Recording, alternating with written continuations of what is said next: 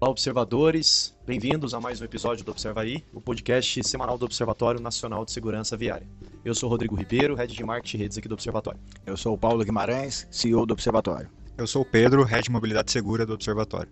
Bom, como vocês já sabem, quem nos acompanha, o Observaí traz sempre as principais notícias aqui do Observatório, também um pouco da agenda do Observatório.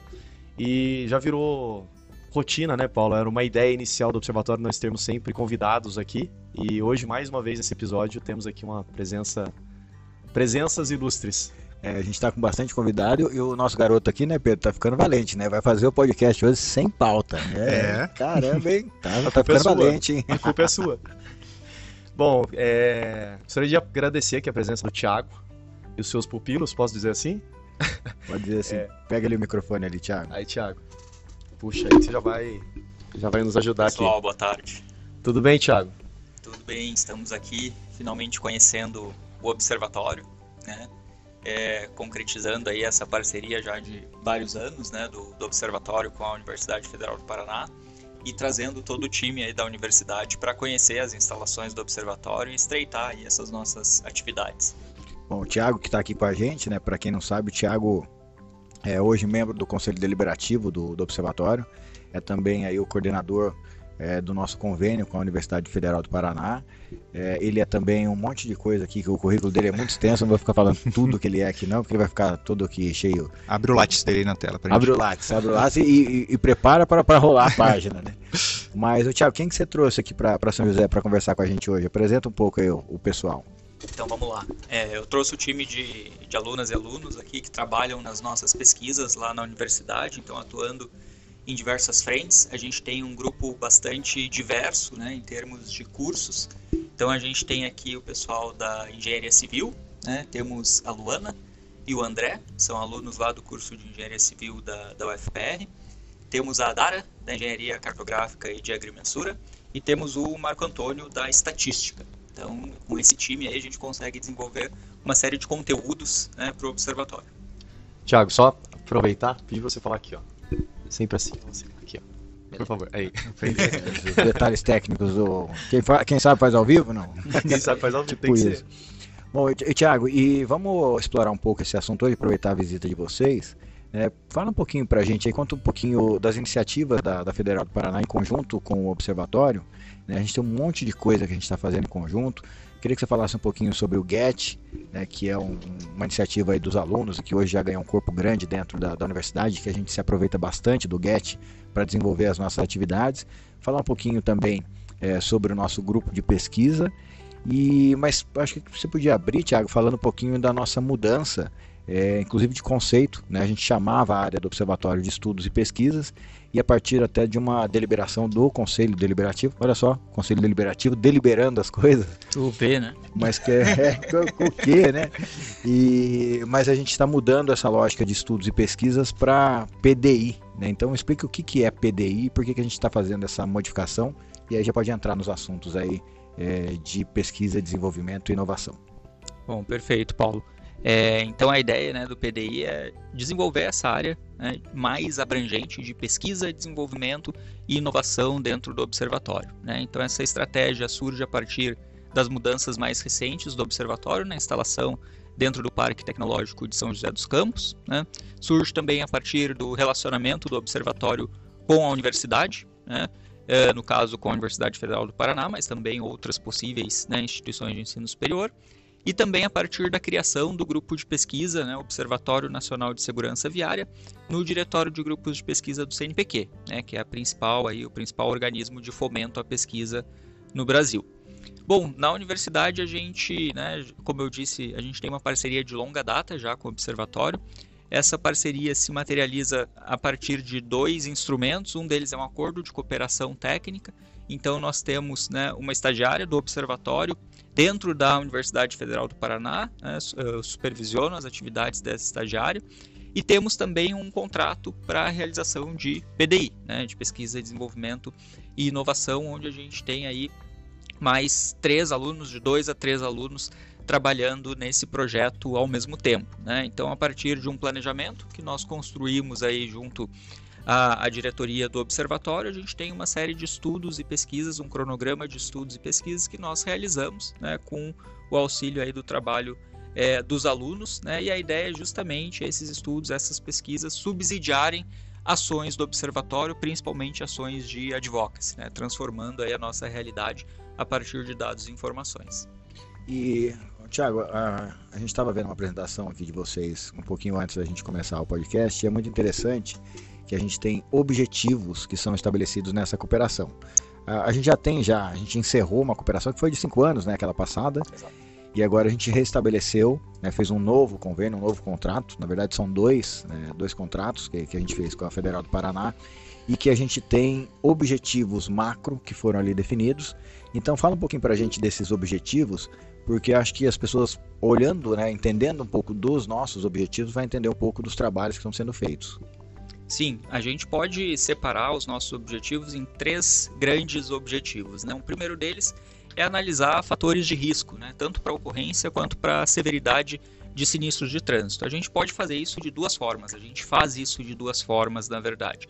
Uma é coletando uma série de indicadores relacionados aos vários pilares do Penatrans, considerando aí o nível municipal, nível de estado ou mesmo nível de Brasil, né? Então numa abordagem mais macro, né, a partir desses indicadores.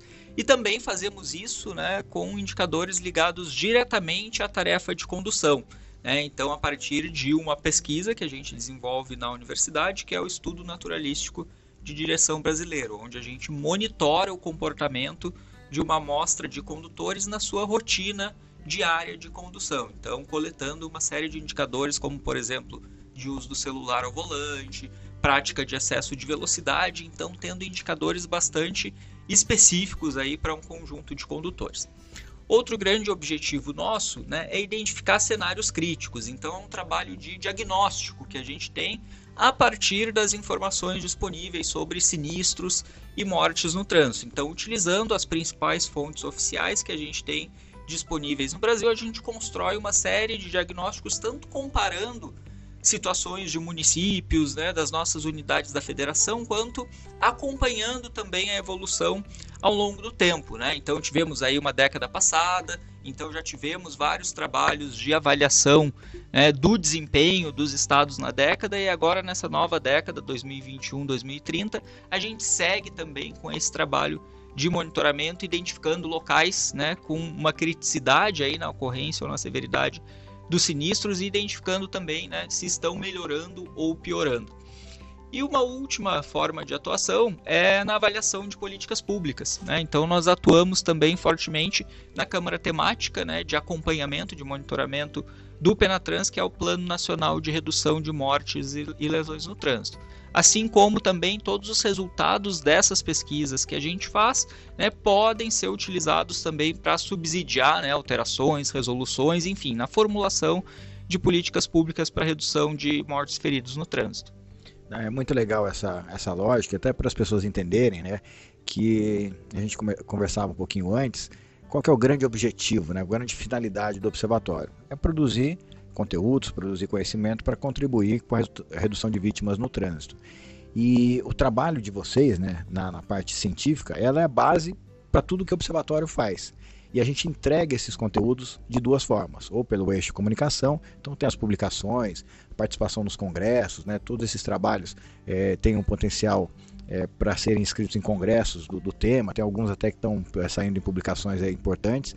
E o outro eixo é justamente o advocacy, onde a gente usa essa base de conhecimento produzido para poder influenciar a ocorrência aí de políticas públicas. E aí eu quero aproveitar aqui o Pedro, né, porque o Pedro fez parte desse processo. Se tem um cara que conhece do começo ao fim o processo hoje, é o Pedro, que começou como estagiário lá atrás. Então, Pedro, fala um pouquinho agora de como foi participar, né, e agora você estando do lado de cá. Porque o que acontece? O que é produzido com base nesses convênios passam por uma validação nossa aqui do observatório e depois seguem um outro caminho, né, que está aqui o Rodrigo, que cuida dessa finalização desse caminho, que é poder entregar esses conteúdos de várias formas, entregar esse conteúdo de várias bases. Mas e aí, Pedro, o que você está achando agora de estar do outro lado aqui do balcão? É muito legal ter essa, digamos, essa visão completa, né, de todo o processo. Então, em 2018 e 2019, eu fui estagiário do Observatório, estava cursando Engenharia Civil lá na Federal do Paraná. Professor Tiago já comandava os estagiários lá e também foi meu orientador no TCC. E depois, em 2020, acabei entrando no mestrado em Planejamento Urbano, na mesma universidade. E aí, nesse período, foi possível fazer parte do Observatório, mas como um pesquisador. Então, era residente técnico, que era o nome do cargo. Então, entre 2021 e 22, fiquei aí nesse papel de pesquisador do Observatório, enquanto fazia meu mestrado e minha dissertação.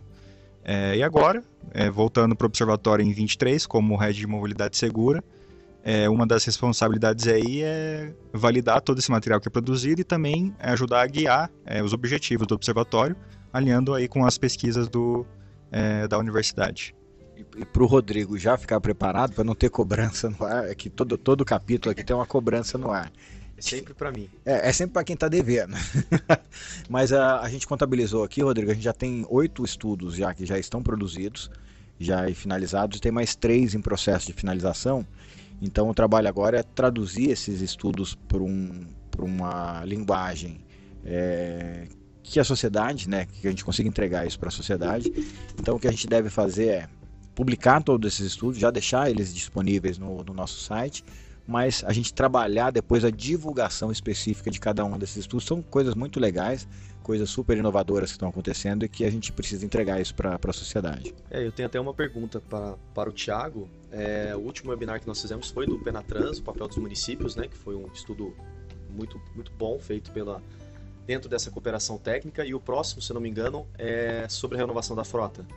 Esse é o próximo? Exatamente, O que ele traz? Isso. Esse webinar é um webinar de divulgação de mais um dos estudos que nós produzimos a partir dessa cooperação. Na verdade, uma discussão a respeito da renovação da frota, né, sobre a perspectiva da segurança viária. Né? Então, como que a renovação da frota veicular brasileira, né, pode contribuir também para, né, a melhoria da segurança veicular. Né? Nesse estudo, a gente também vai trazer alguns indicadores inéditos sobre a disponibilidade de itens de segurança na frota brasileira, trazendo então um diagnóstico geral, algumas perspectivas de itens de segurança que futuramente poderiam ser incorporados também à nossa frota brasileira. E dentro do trabalho de vocês, a gente já falou sobre isso em alguns outros episódios, da dificuldade de obtenção de dados, né, de informações, principalmente do poder público. Eu queria saber de vocês, assim, na prática, qual que é a maior dificuldade que vocês têm hoje para a atuação de vocês? Sim. Primeiro é importante, né, dizer que a gente já caminhou muito em termos de disponibilidade de dados. Né? Eu atuo aí na área de segurança, inclusive como estudante, desde 2004. Né? Então, assim, eu já vi uma evolução muito grande na disponibilidade de dados. Hoje a gente tem uma diversidade muito maior de informações, de indicadores para trabalhar. Mas é claro que isso ainda é um desafio, né? A disponibilidade de dados, principalmente num país tão grande e tão diverso como o nosso. Né? Então, por exemplo, quando a gente vai para o universo dos municípios, né? A gente tem ainda uma dificuldade de acesso a esses dados, né, desagregados por município, a falta de padronização, né, nas informações disponíveis para os municípios é uma dificuldade. Então, mas a gente vai superando aos poucos. Né? Eu acho que um dos papéis do observatório, né, é justamente contribuir nesse sentido, né? Apontar, enfim, oportunidades de melhoria, né, trabalhar junto com os organismos governamentais para cada vez a gente ter mais informações e uma informação mais qualificada, né, sobre segurança viária no Brasil. Acho que a gente podia até pedir uma contribuição do Marco, ele que estava fazendo, sem querer dar spoiler, né? Mas a gente tem um dos trabalhos que está sendo finalizado, é uma análise sobre os indicadores e as bases de dados do RENAEST, que é o Registro Nacional de Estatística de Trânsito. E tem alguns resultados que são bem impressionantes do ponto de vista negativo, vamos dizer assim, né?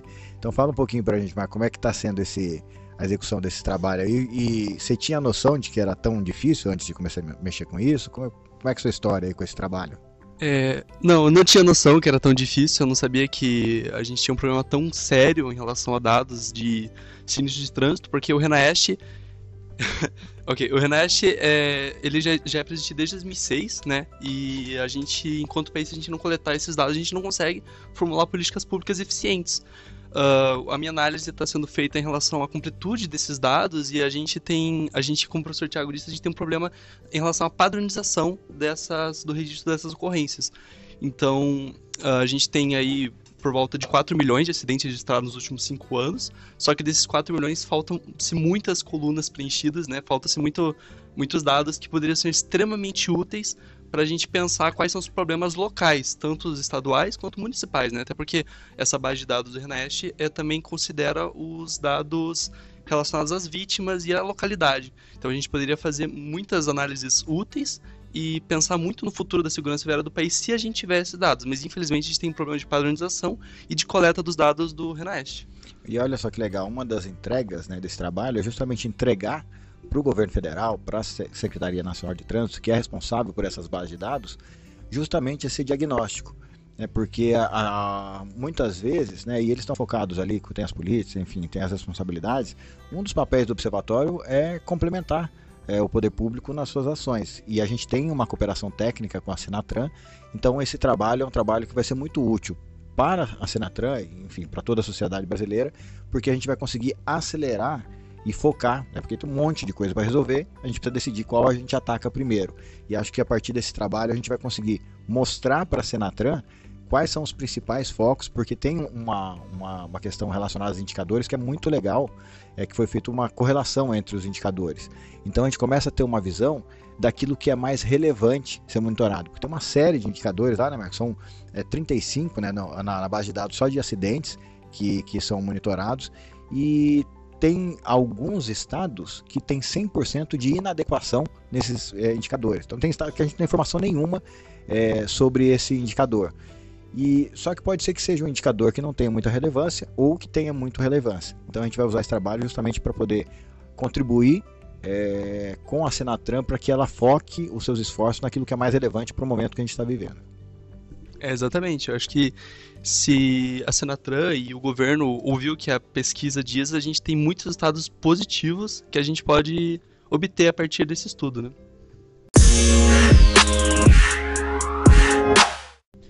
Os outros participantes querem se apresentar e dizer o que vocês fazem hoje lá na Federal? Querem? Querem não, né? Vão, né? Não é uma escolha nossa, né? Mas enfim, eu sou o André, eu sou estudante de Engenharia Civil na UFPR, entrei em 2020, atualmente participo do GET, que é o Grupo de Estudos em Transporte, que tem como objetivo aí dar uma maior iniciação às pessoas principalmente as que estão entrando no curso, a área de transportes, que por muitas vezes não conhecem, não sabem que o engenheiro civil pode atuar também nessa área. Apesar de que a gente vê também bastante pessoas que já estão há muitos anos no curso, que querem entrar no GET, participar do grupo. E acho que é isso, eu estou trabalhando agora também com o professor Thiago, como sabe, iniciação científica, e acho que é isso. Você sabia, André, que civil contemplava outras áreas, que não só o tijolinho em cima do outro? Quando eu tenho, não. Eu achei que era realmente só o tijolinho em cima do outro, só a construção civil. Também não sabia, eu tinha uma noção da parte do saneamento também, saneamento, né, entre outras, mas o que a gente imagina realmente quando é calor vou entrar no curso, vou sair de lá construindo ponte, é isso. Era a mesma visão que eu tinha. Eu entrei na prefeitura, eu estava no 2º ano. E a visão que eu tinha era exatamente essa. Aí um amigo meu falou, a prefeitura tá pegando estagiário, por que você não vai lá, né, fazer um estágio? Aí eu fui, fiz minha inscrição, fui chamado para fazer estágio, aí me mandaram lá para o departamento de trânsito. Eu falei, não, gente, eu sou da engenharia, não tem nada a ver com esse negócio aqui não. E depois eu fui ver, e minha vida toda hoje é em cima desse assunto aí, a engenharia de tráfego, a engenharia de transporte, a segurança viária. Sim, é realmente algo que às vezes você acaba descobrindo quando entra e puxa muita atenção, né, trabalhar com essa área. É uma área que é bem ampla também, você pode trabalhar tanto com a segurança viária quanto com pavimentação e outros transportes, mas a que acabou me encantando mais a segurança viária, realmente. Meu nome é Dara, eu faço... Meu nome é Dara, eu faço parte do curso de Engenharia Cartográfica e da Agrimensura, e agora que eu entrei no projeto de pesquisa, eu percebi que também o transporte ele tem muito a ver com essa minha área de atuação, tanto para fazer o mapeamento dos indicadores, que é um projeto que eu estou atuando, que tem uma série de indicadores do desenvolvimento da segurança viária, que são cerca de 24 indicadores que a gente tenta relacionar com a taxa de mortes. Então, tem indicadores que eles são diretamente proporcionais, onde tem uma relação positiva com a taxa de mortes, e indicadores que têm uma relação negativa, que quanto maior a taxa de mortes, menor é a relação desse indicador. E através desse estudo, a gente tenta buscar mais indicadores que tenham a ver mais com a vivência e o cotidiano de transportes. Em relação também ao fato de dados, é legal de destacar também que também há uma falta de dados na relação da desagregação geográfica municipal, que há muito dados relacionado ao âmbito estadual, onde a gente pode ter uma vasta coleta de dados, mas só que quando a gente pega essa perspectiva de cidades, falta algum desses dados que fica difícil a coleta desses indicadores que a gente consiga relacionar ainda mais com a vivência no transporte.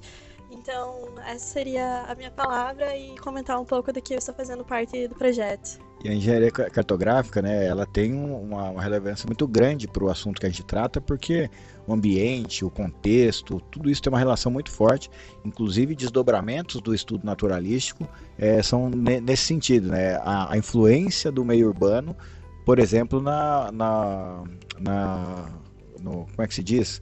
Na velocidade, né, eu quero usar a palavra, mas na prática do excesso de velocidade, exatamente. Então, assim, é muito legal porque a gente vai vendo, e quando a gente fala, hoje, o grupo de pesquisa, todo o nosso processo, ele está ancorado na civil, na engenharia civil, porque é o guarda-chuva da engenharia de transportes que se desdobra em todos os outros assuntos relacionados a trânsito, mas é totalmente multidisciplinar. Então, vira e mexe, a gente está falando de engenharia, mas a gente está estudando comportamento, que é uma coisa que é totalmente ligada a outra área de conhecimento que não a de exatas. Então, eu queria perguntar aqui para a Luana. A Luana é civil, né, Luana? Já é uma raridade mulher na civil, né? Agora vamos entender agora um pouquinho o que a Luana está achando de trabalhar com trânsito, com segurança viária, e o que ela imaginava quando ela entrou na civil. Então, eu entrei em 2020 também, junto com o André, a gente entrou juntos. Muito daquilo que ele falou, eu também na minha cabeça era só tipo um tijolinho em cima do outro, inclusive eu não gostava dessa ideia, porque foi muito assim, pressão familiar, ai não, engenharia civil, não sei o que lá, beleza, fui lá, né, eu batalhar aí.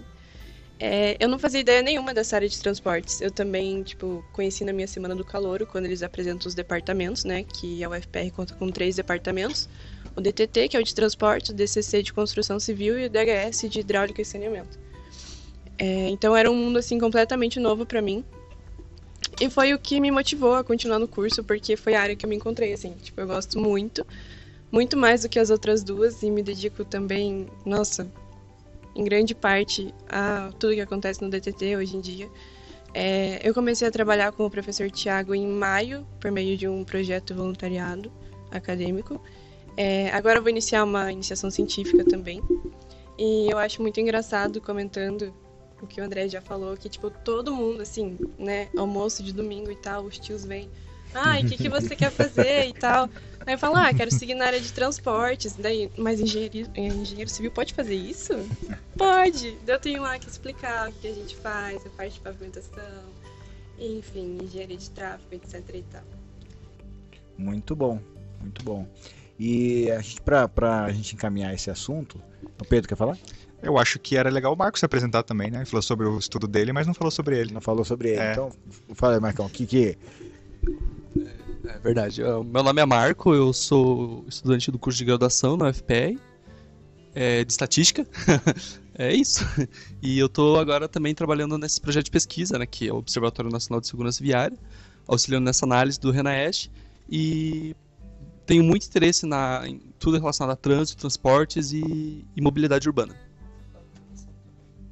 É verdade, eu também, por gosto, eu faço um curso de gestão de trânsito e mobilidade urbana na Uninter, EAD. E, enfim, eu comecei esse curso antes de vir pro projeto de pesquisa, mas é só por interesse mesmo, curiosidade. Que legal, essa eu não sabia, essa foi novidade.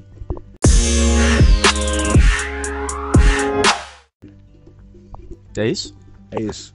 Não, então, para fechar, o que a gente tem agora de... Só para a gente entender um pouquinho o nosso cronograma também dessa área, né? A gente está migrando agora de estudos e pesquisas para pesquisa, desenvolvimento e inovação. Então a gente deixa o nosso leque um pouco mais atual e abrangente, esse leque de atuação.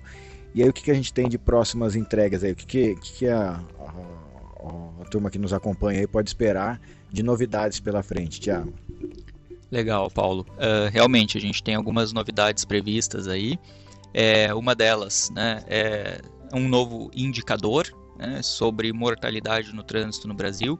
Então, em breve, a gente vai divulgar, né, os resultados do cálculo da taxa de mortes por bilhão de quilômetro percorrido no Brasil, né, um indicador que vários países mais desenvolvidos utilizam, e nós calculamos isso para o Brasil.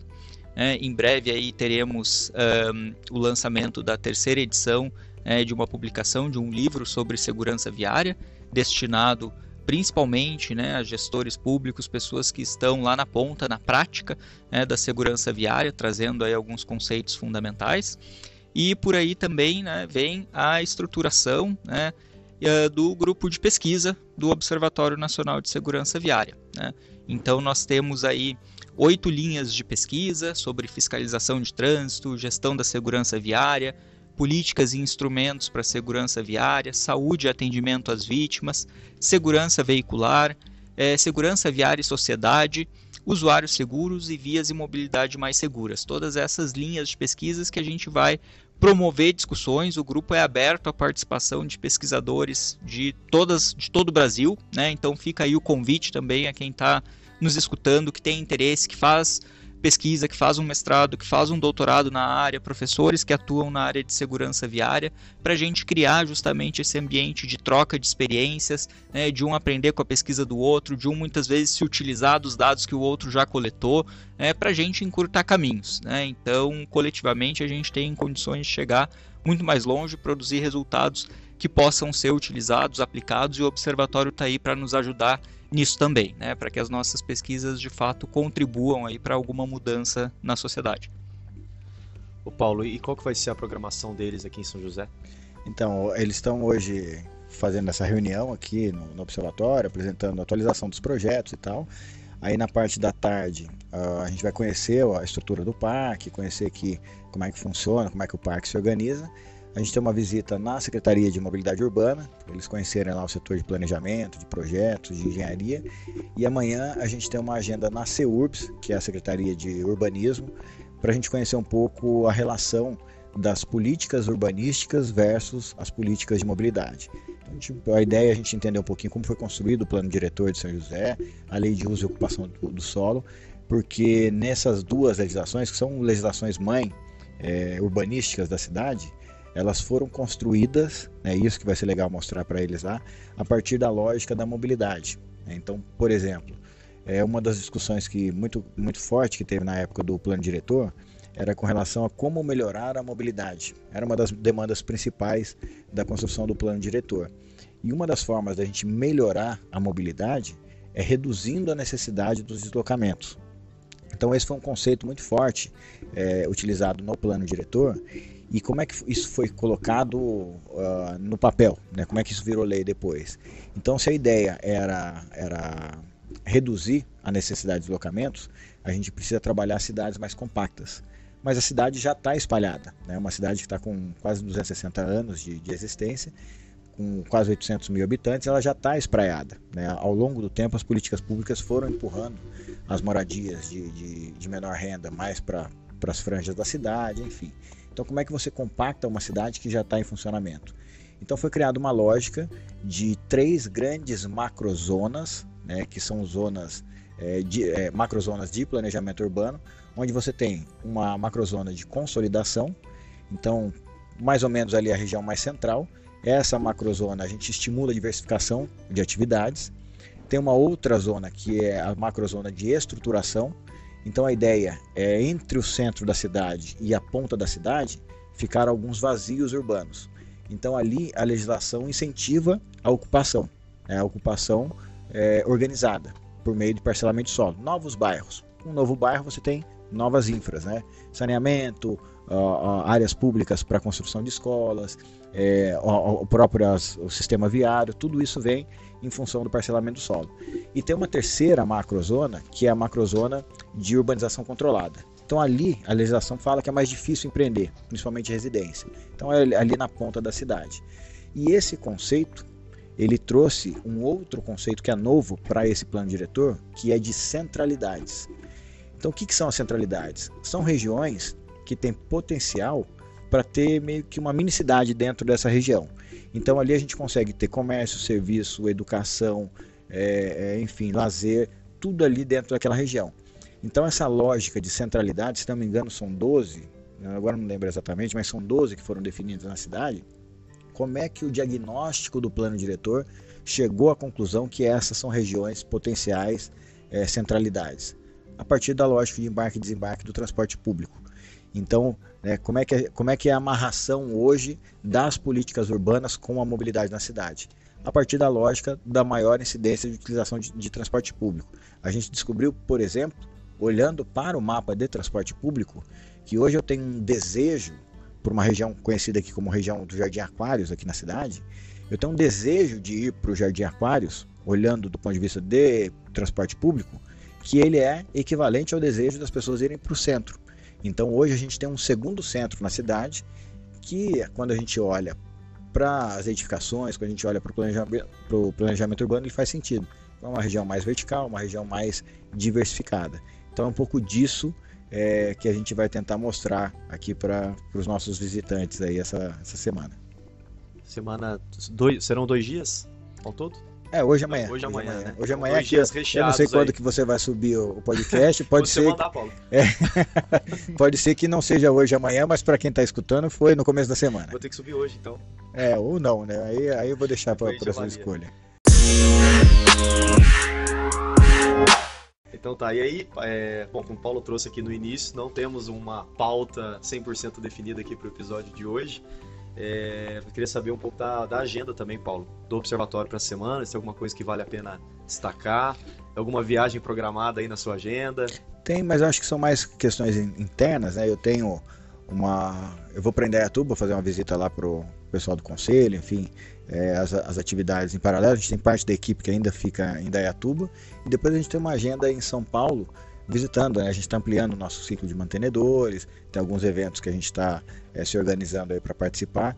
Então hoje eu devo ficar mais baseado aqui em função da visita, mas finalzinho da semana dá essa escapadinha aí para fazer essas reuniões externas. Dica e curiosidade da semana, teremos hoje? Meio no contrapé, né, Pedro? Mas eu acho que eu tenho uma saída Será aqui que para. chegou a minha vez? Não, Eu não fiz meu dever de casa dessa vez. eu vou. Mas eu acho que a gente não pode ficar sem dica da semana. Então eu vou substituir o Pedro na dica e vou terceirizar a minha parte da curiosidade. Sabe por quê? Porque no GET tem um trabalho que é feito e é levado para as escolas. Então os alunos da graduação levam para os alunos do ensino fundamental algumas coisas, ações para falar sobre trânsito, sobre mobilidade. E eu sei que tem lá uma cartilha de mitos e verdades. Então eu queria convocar aqui os nossos alunos para terceirizar e falar alguns itens ali daquela cartilha de mitos e verdades que vai servir como curiosidade da semana. Todo mundo apontando para o André, ele ficando vermelho. Então, André, por favor. Todo seu. Então, eu vou admitir que, na verdade, eu não participei desse projeto. Porque no GET a gente tem os projetos, mas você acaba escolhendo os que você se interessa, né? No mínimo um, assim, para você poder realmente fazer parte. Eu acabei não participando Então vou te ajudar, para você não ficar da cor da sua camisa. Vocês já vão se preparando aí, que vai ser uma pergunta para os 4, hein? Porque você, né, quando entrou para trabalhar com trânsito e tal, para estudar, pesquisar esse assunto, você não tinha noção do que você ia lidar. Você queria colocar um tijolo em cima do outro. O que você viu de diferente que te atraiu, né? O que é uma curiosidade que você pode passar, por exemplo, para um aluno de engenharia que você vai falar assim, olha, uma coisa que eu não fazia nem noção que fazia parte do campo da engenharia, é isso. Isso pode ser uma curiosidade. E aí você já fica esperto. Que vai chegar o microfone aí, hein? Então, o que mais me chamou a atenção era ajudar as pessoas, né? Porque trabalhando nessa área, você acaba impactando meio que diretamente na vida das pessoas, porque todo mundo faz parte do trânsito de uma forma ou outra. E o trânsito, pelo que eu me lembro, é a 8ª maior causa de mortes no mundo, né? Os acidentes de trânsito, os sinistros de trânsito. Então, trabalhar com isso é algo que você realmente acaba beneficiando as pessoas diretamente, assim, não só... óbvio que dentro das outras áreas de engenharia você também pode trabalhar com isso, trabalhar pela vida das pessoas, mas isso acho que é algo que você acaba impactando diretamente. Eu vou te contar uma curiosidade, então, que aconteceu comigo, mais ou menos nesse processo também. Eu não queria, né, trabalhar com... Não é que eu não queria, nem sabia que tinha essa possibilidade de trabalhar com trânsito. Quando eu fui fazer estágio na prefeitura, me jogaram dentro do departamento de trânsito. E eu ainda não tinha entendido direito qual que era a relevância desse assunto, principalmente para a sociedade, para mim como engenheiro. E eu fui entender isso e senti uou, assim, um negócio que me pegou quando eu fiz o meu primeiro projeto sozinho, como estagiário lá no departamento de trânsito, que foi a regulamentação das vagas de estacionamento na rua da faculdade, da universidade onde eu estudava. E o mais legal foi que quando eu estava indo um dia para a aula, e é uma avenida que tem uma subida assim, de dentro do ônibus eu consegui enxergar a avenida praticamente inteira. E eu lembro que foi uma sensação, eu lembro até hoje dessa sensação, de ver um projeto que eu fiz, implantado lá na rua, com as vaguinhas de estacionamento, e mais do que isso, os carros estacionados, os carros estacionavam todos em paralelo, a gente fez aquelas vagas em ângulo, e os carros todos organizados, né? Então, assim, foi a primeira vez que eu tive aquela sensação de que realmente a gente consegue influenciar a vida das pessoas. E trabalhar no trânsito, a gente consegue resultado rápido, vamos dizer assim. A gente consegue propor intervenções que é diferente um pouco do transporte público. O transporte é mais de longo prazo, né? Você faz uma modificação, tem tempo. O trânsito já é imediato. Então foi uma curiosidade, assim, uma coisa que me chamou muita atenção foi essa capacidade de realização. Nossa, muito interessante, realmente. Falando nisso ainda, o que na verdade me chamou para a área de trânsito foi na verdade fora da civil, que eu entrei em 2020 no ano da pandemia, né? Eu entrei na federal, então eu acabei ficando muito tempo parado porque não estava tendo aula, né? Aí eu entrei num projeto de extensão da mãe de um amigo meu, que ela é professora da federal, ela é professora de psicologia. Ela também tinha um projeto de segurança viária, também voltado para as crianças. Eu acabei participando e teve um momento assim que eu percebi, nossa, imagine se uma criança acaba seguindo o que a gente falou, né, o que a gente ensinou, assim, acaba salvando a vida dela por, né, coincidência, ou talvez não, se ela deu algo que me impactou, assim, tipo, imagine salvar a vida de uma criança só por ter participado de um projeto de segurança viária, né. Daria aí uma curiosidade, né, nessa área de trânsito que você não imaginava.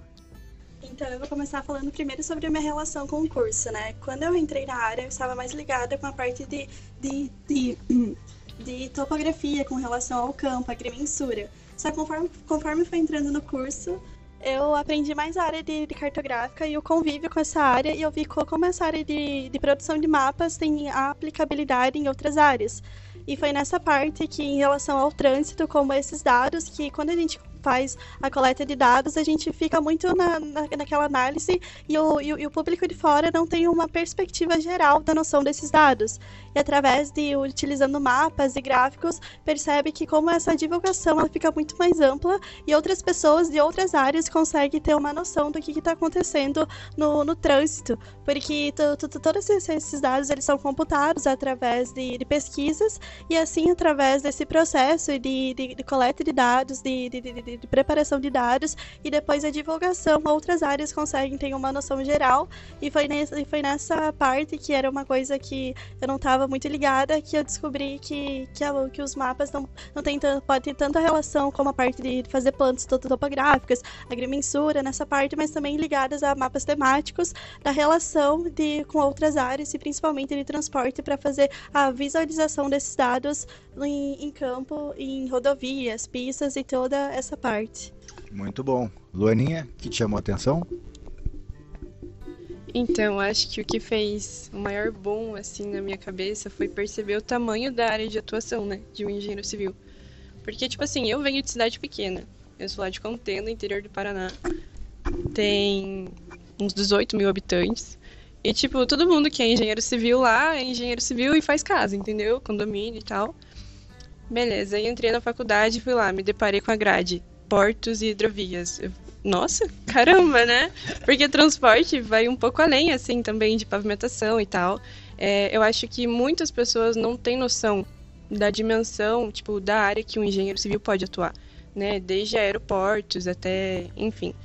Essa parte de transporte me pegou também, principalmente porque uma curiosidade minha agora sobre minha pessoa. Eu gosto muito de Fórmula 1. E aí eu fiquei pensando, caraca, então a gente que faz circuito de Fórmula 1, tipo, é óbvio, né? Que são engenheiros civis, que tem que fazer os cálculos, etc e tal. Mas, tipo, são coisas tão óbvias que não passam pela nossa cabeça. Eu acho que isso acontece com a grande maioria da população. Então, acho que isso foi o que mais me pegou, assim, mais me chamou a atenção pra área, a dimensão da atuação. E pensar que eu não vou precisar ficar, tipo, a minha carreira inteira focada só ali em colocar um tijolo em cima do outro e não sei o quê. E fazer casa, porque, nossa, eu odeio fazer casa. Eu descobri agora. E olha Acabei de descobrir que eu vou fazer um negócio que eu odeio.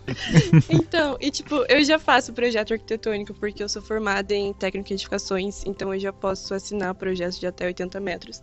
Então, isso que você falou ali das vagas que você, né, tipo, foi você que fez o projeto e tal. Eu também já fiz casas e já vi elas de pé e realmente é uma coisa que, nossa, te pega um pouco, né? Tipo, nossa senhora, olha o que eu tô fazendo.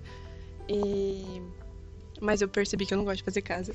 Então eu tô indo atrás de outros futuros, assim. Legal. E o Marco? Bom, eu acho que eu não sabia de duas coisas que eu achei interessante. É que, primeiro, dava para aplicar análise de dados e coisas que eu aprendi na faculdade em estatísticas de trânsito, né, estatísticas oficiais. Eu achei isso tá sendo uma experiência bem interessante poder analisar o RENAEST.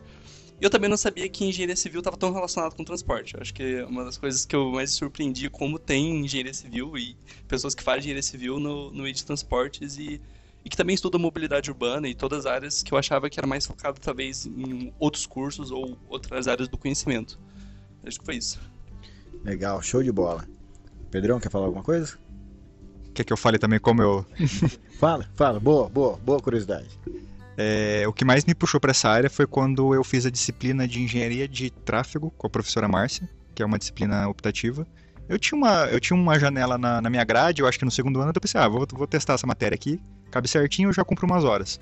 E aí foi assim, amor à primeira vista, assim, com a disciplina. Foi lá que eu entendi todo o esqueleto por trás da mobilidade, do sistema de transporte, e eu achei bem legal. E também teve outra disciplina que acabou me jogando para essa área também, que são materiais de construção civil. Que daí eu vi que eu odeio construção civil, odeio materiais, e então acabou me jogando mais para essa área de transportes.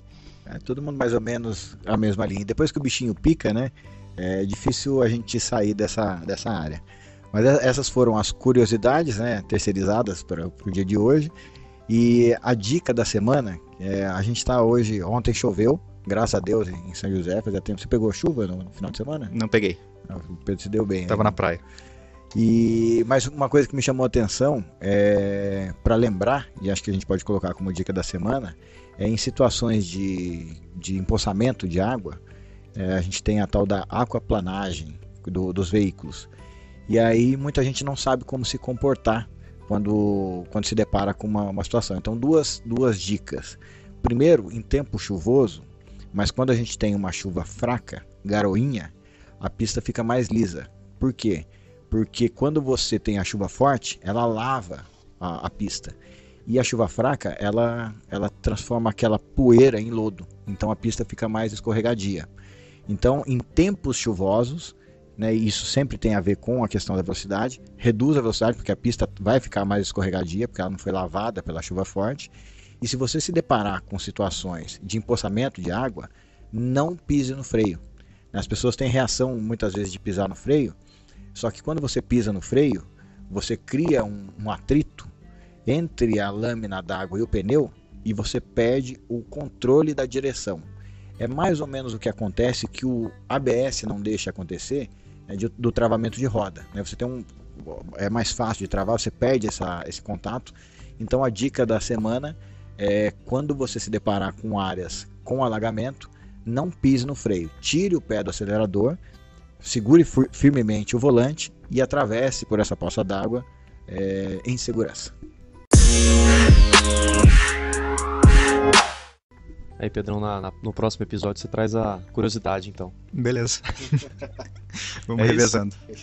Fechou. Gostaria de mais uma vez de agradecer ao professor Tiago, aos alunos que estão aqui nos visitando. Desejo uma ótima estadia em São José e que aproveitem muito aí todas as atividades programadas nessa visita. Esse foi mais um episódio do Observa Aí. Espero que vocês estejam nos ouvindo, tenham gostado. Gostaria de agradecer a toda a nossa rede, aos mantenedores do Observatório, a Abraciclo, a Anfávia, CNT, SESC Senat, a Gringo, a iFood, Ipiranga, Mobilidade Estadão, Raizen, Uber, Veloy e Vibra. Aos mais de 450 observadores certificados, a todas as empresas, prefeituras e entidades Laço Amarelo, as que aderiram ao Educa, e aqui em nome da Universidade Federal do Paraná, agradecer a todas as instituições que mantêm cooperação técnica aqui com o Observatório. Valeu, pessoal, até o próximo episódio. Valeu, pessoal, até a próxima. Valeu, galera. Até o próximo.